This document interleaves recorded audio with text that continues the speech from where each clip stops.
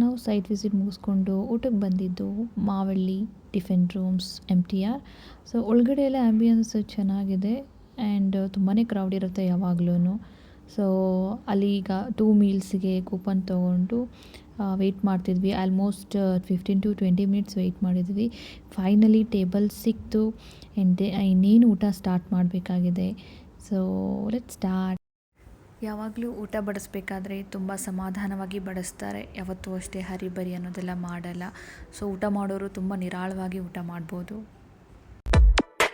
ಈ ಜನುಮವೇ ದೊರಕಿದೆ ರುಚಿ ಸವಿಯಲು.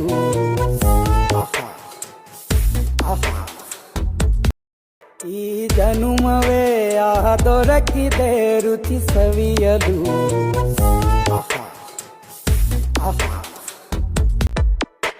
ಈ ಜನುಮವೇ ದೊರಕಿದೆ ರುಚಿ ಸವಿಯಲು. ನಮಗೆ ಮತ್ತೆ ಬೇಕಿದ್ದರೆ ಕೇಳಿ ಮಾಡಿ ಬಡಿಸ್ತಾರೆ. ಸೊ ಬೇಕಿದ್ದರೆ ಹಾಕಿಸ್ಕೋಬೋದು. ಬಟ್ ಏನು ಅಂತಂದರೆ ನೀವು ಜಾಸ್ತಿ ಒಂದೊಂದು ಕ್ವಾಂಟಿಟಿ ಜಾಸ್ತಿ ಹಾಕ್ಸ್ಕೊಳ್ಳೋಕ್ಕಿಂತ ಕಮ್ಮಿ ಹಾಕ್ಸ್ಕೊಂಡಾಗ ನೀವು ಎಲ್ಲ ರೆಸಿಪಿನೂ ಸ್ವಲ್ಪ ಸ್ವಲ್ಪ ಟೇಸ್ಟ್ ಮಾಡ್ಬೋದು. ಇಲ್ಲ ಅಂತಂದರೆ ನಾವು ಒಟ್ಟೊಟ್ಟಿಗೆ ಜಾಸ್ತಿ ಹಾಕ್ಸ್ಕೊಂಡಾಗ ತುಂಬ ಹೆವಿ ಫೀಲ್ ಆಗುತ್ತೆ ಆ್ಯಂಡ್ ತುಂಬ ಅದರ್ ರೆಸಿಪೀಸ್ನ ಟ್ರೈ ಮಾಡೋಕ್ಕಾಗಲ್ಲ. ದೊರಕಿದೆ ರುಚಿ ಸವಿಯಲು.